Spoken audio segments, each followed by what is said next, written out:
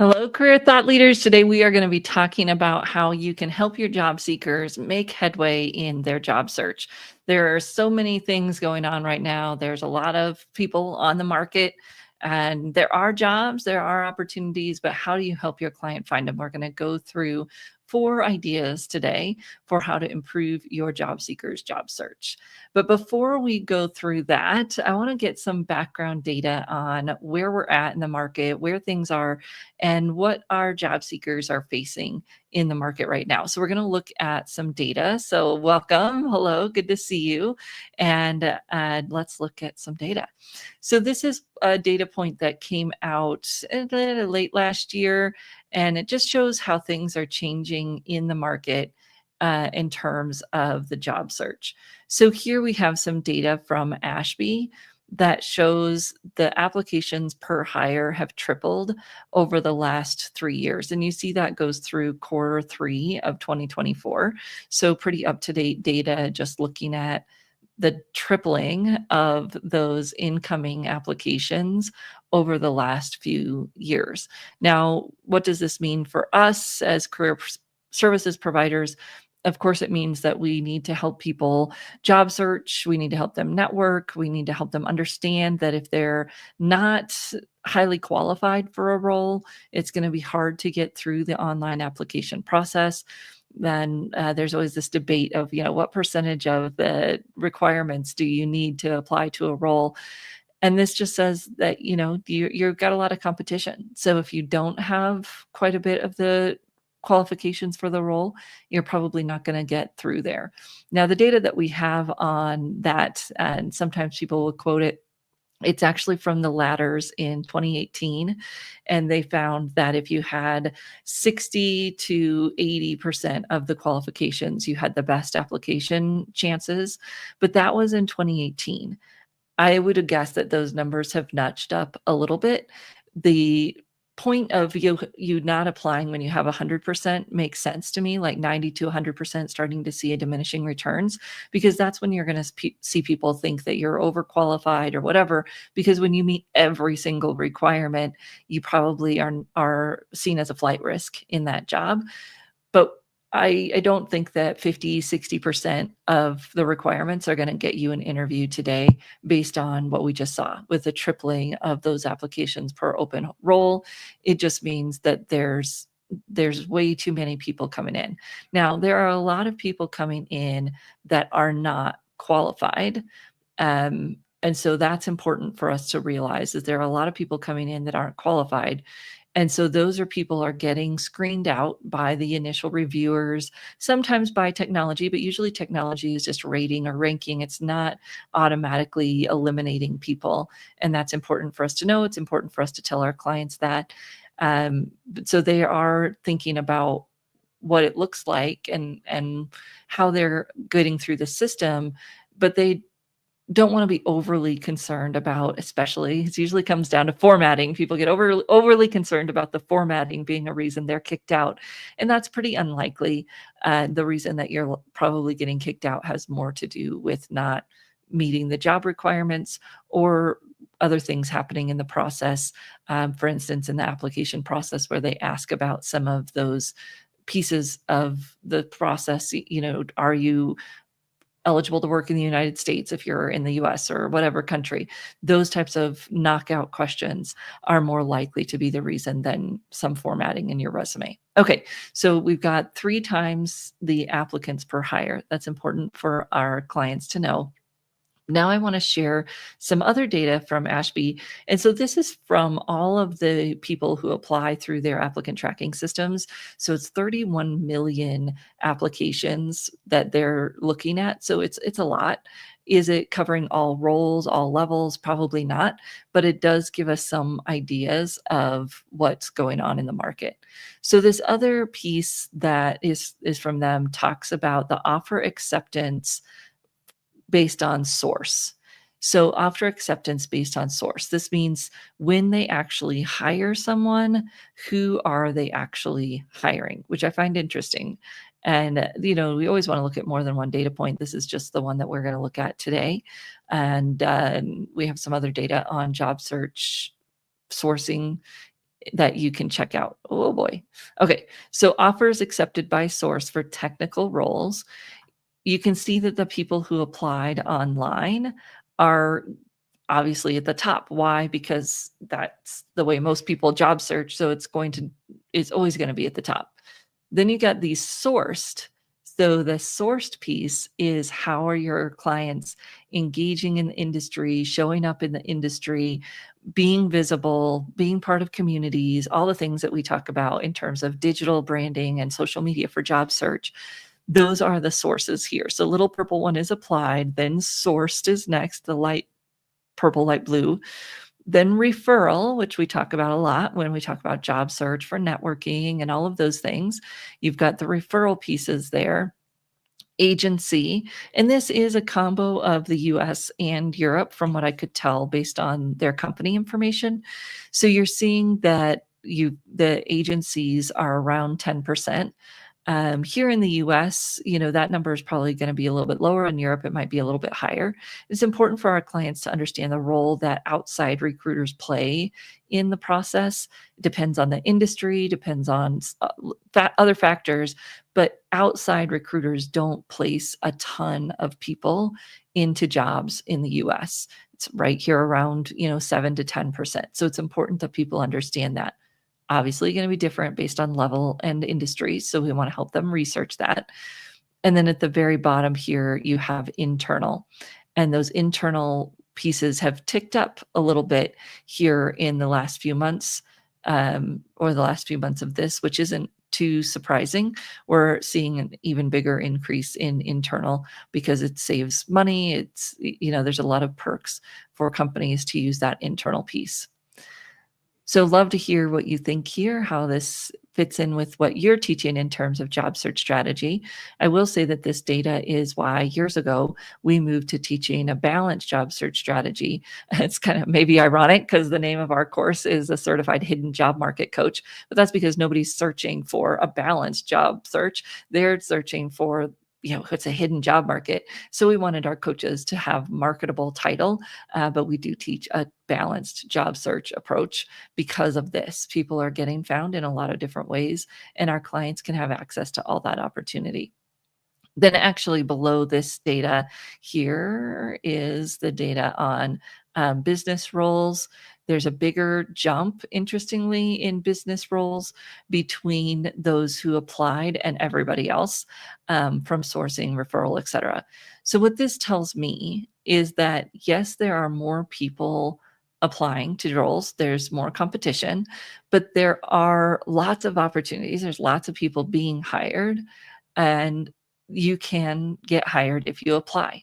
It's all about strategy from the very beginning of understanding how are you targeting those roles? How are you being specific in terms of what you're aiming for?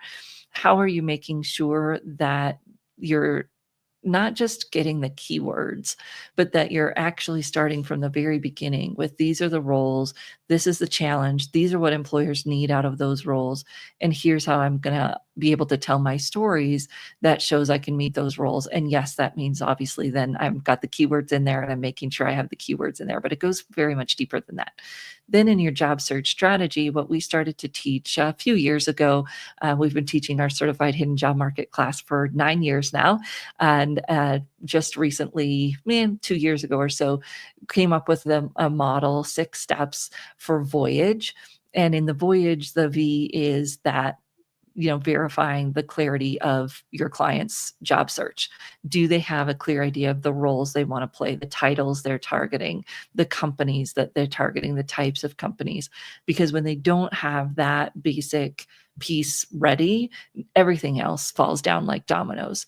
It's kind of like trying to drive somewhere without a map, right? It doesn't go very well. So we need the map first, and that's that clarity in terms of what roles, what companies, and why the connection point for them. Why do they want that type of job? Why do they want that type of company or that industry, whatever type of clarity we're helping them get there. So that's the V part. Then the O is organizing their search. So people do better when they have an organizational system. part of this for us is a target list. And I saw a post recently where someone was saying, "Oh, do you use a target list or not?" And there were some wild reasons why people weren't using target lists. One of them was they didn't want to limit themselves. Y'all, a target list is not about limiting you. A target list is about providing specific, memorable jumping off points for people to help you brainstorm. So if I came to you and I said, "Oh, I'm looking for work," and you said, "Oh, what type of work?" And I said, "Oh, I'll work anywhere." You can't help me. You can't help me because I don't have anything for you to frame it in, to give you some structure. But if I say, "Oh, I'm interested in biotech companies like ABC and manufacturing companies like XYZ," then your brain starts going and you can help me think of other companies that are similar. And I can use all the research tools that are available to me to do that research. But I can't do that if I'm too broad, if I'm unfocused. And it's really hard for other humans to help me if I don't have some specific things in mind. Now, the way I bring that up and the way I approach it is important because it isn't an exclusive list. It's just these are a general idea of the types of companies I'm looking at. That's one use of it, anyways, when you're networking. The other place is going to apply to those companies' websites. As we just looked at, the application on the company website is the number one way that people get hired. So if you've got a target list, you can go through that list on a weekly basis, make sure that you're one of the first people to apply to any role on their site that is a good fit for you. And that's an important piece of job search. We don't want to leave that out, but we do want to put some structure around it so that your clients aren't wasting a bunch of time. That's the organized piece. It's the importance of that target list. So that's the O. Then the Y is yielding your messaging. Now, this is where most people want to start. They want to start with their resume, but writing a resume doesn't make any sense if you don't have that focus. Who are you aiming for? What types of roles are you focused on? And who's your audience? And when we've got, again, some specific companies, some specific target industries in mind, our messaging is going to be stronger from the very beginning. And that's not just your resume or LinkedIn profile. It's also what are you going to say when you're networking?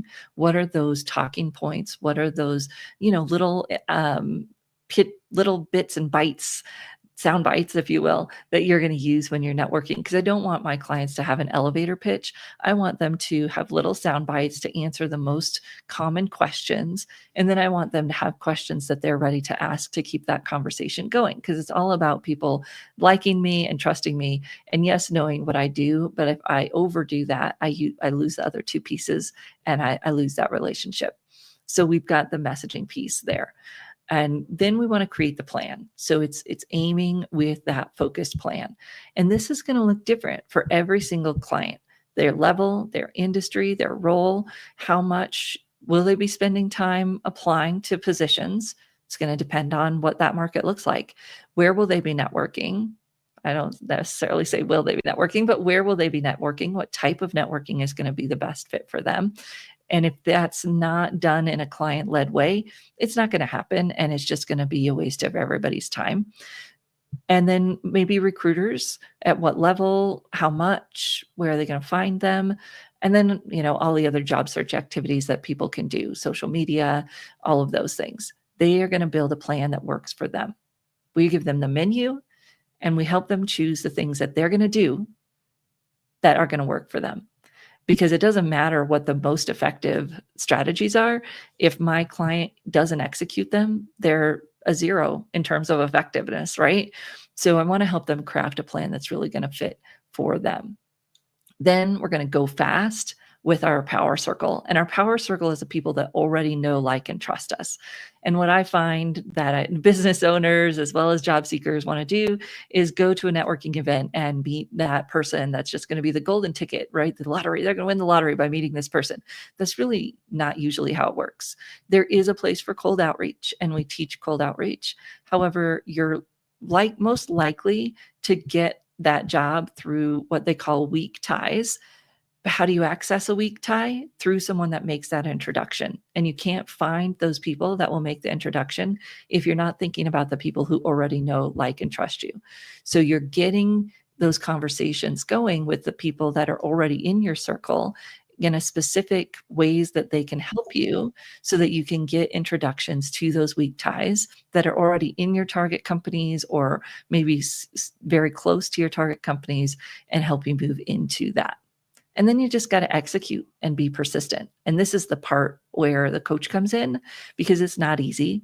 It's rejection, it's black hole, not hearing back. It's all of those things that make job search tough, that make it a grind, that start to wear on people's mental health. And there isn't a golden ticket. There isn't like a get rich quick scheme in job search or anywhere in life, right?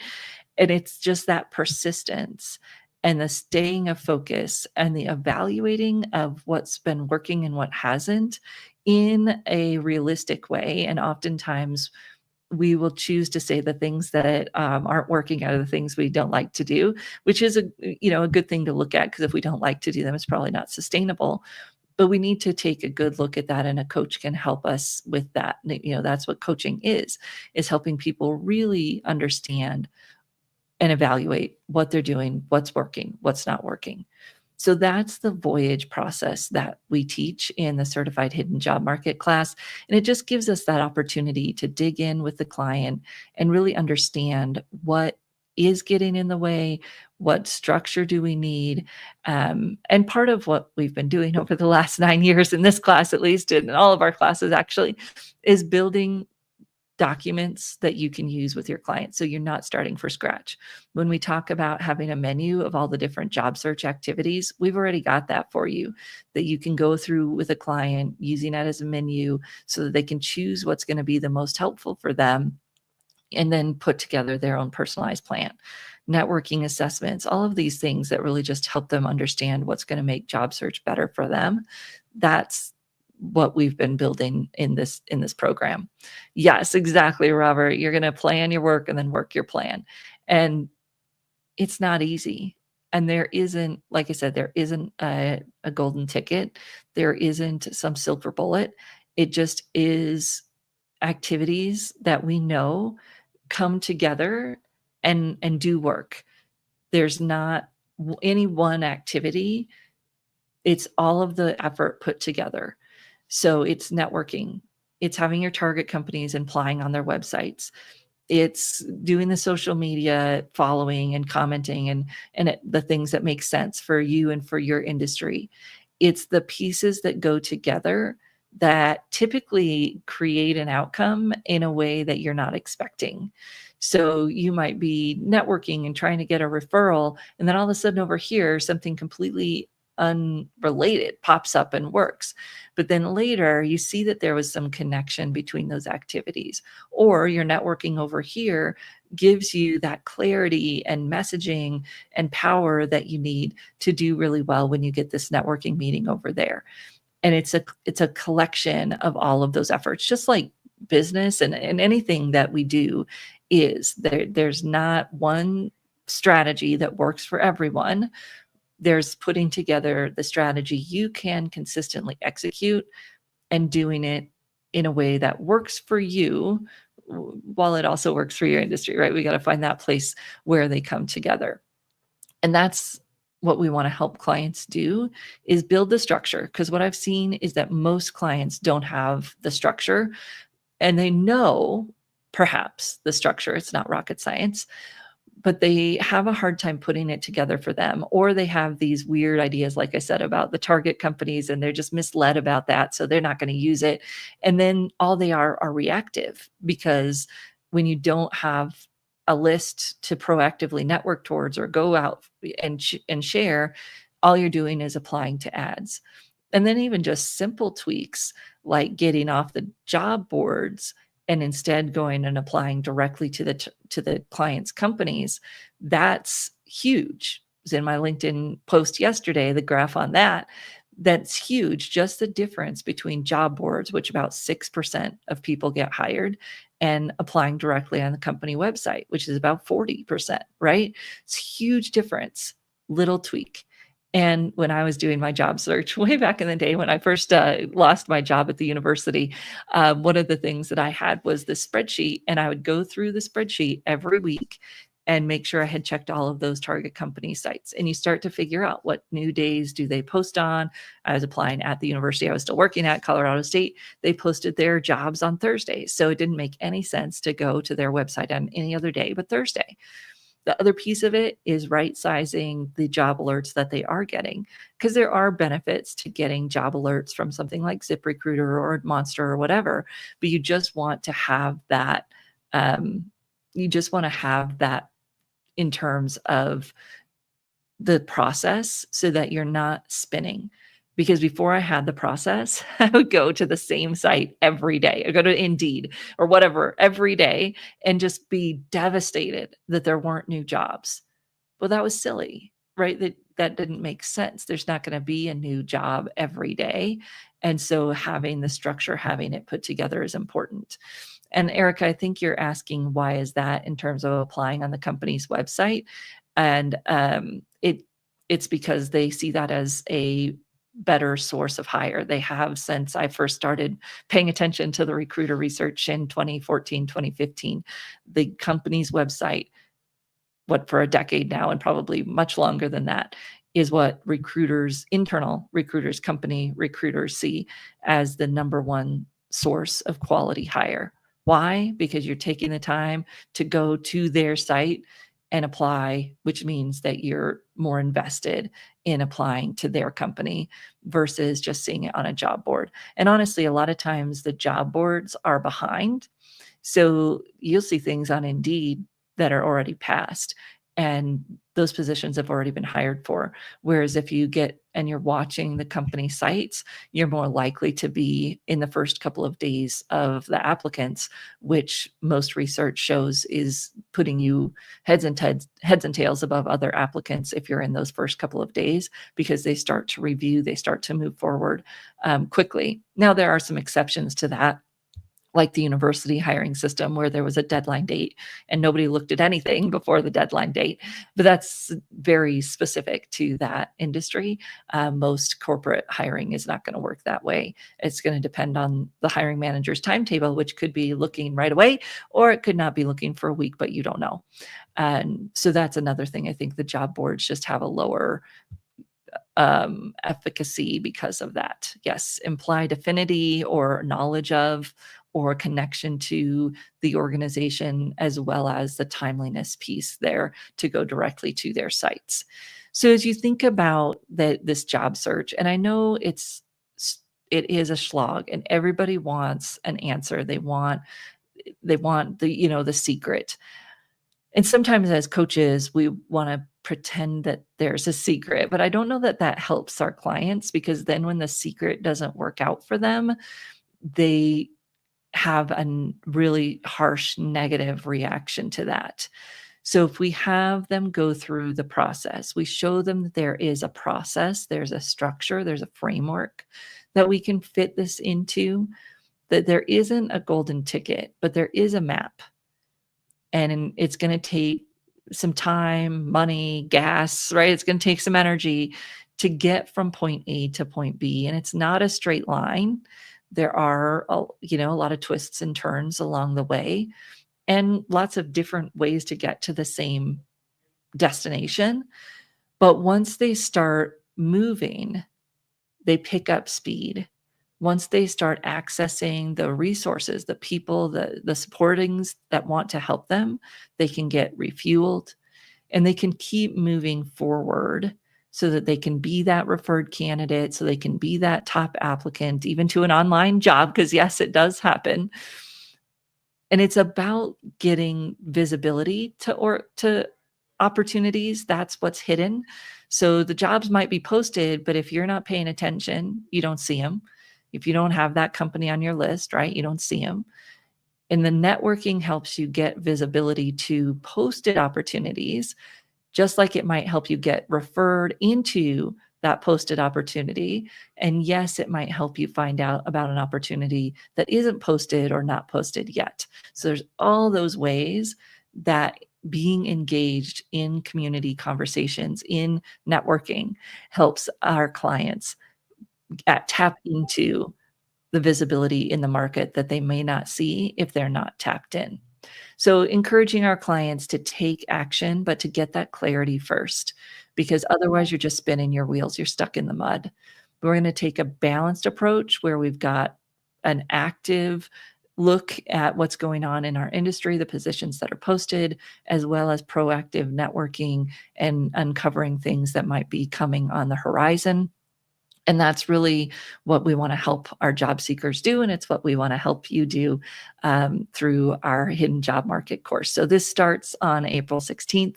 I teach it with the lovely Kimberly Spate, who's a master at the cold outreach as well, and networking. So if you follow Kimberly, you know that she's written a book about networking and she's amazing at it. And so I'm excited to do that with her and to see all of your comments here. Let's see. Oh, recruiter research is well, so JobVite was what I started following in 2015. So JobVite is an applicant tracking system. They've since been acquired by Employ. We still share their research every year when it comes out. And then Ashby is one of the newer ones that I've started following. And that was the one in my post yesterday that showed the source of hire type of data. And so that's all coming together from ATS systems. So there's Ashby is 31 million applicants in the last 18 months or something like that, that they're tracking how do people come in and then who gets hired. So watching that data would be really helpful for us as career practitioners, and we'll continue sharing it with you here on Trend Tuesday Live. So thank you, everyone. Have a great day, and we'll see you next Tuesday. I'll be sharing some more job search data actually next Tuesday, but briefly because we'll be at the symposium. But I will join you briefly live from the symposium next week in Baltimore. So thank you, everyone. Have a great day, and we will see you soon back here on Trend Tuesday Live.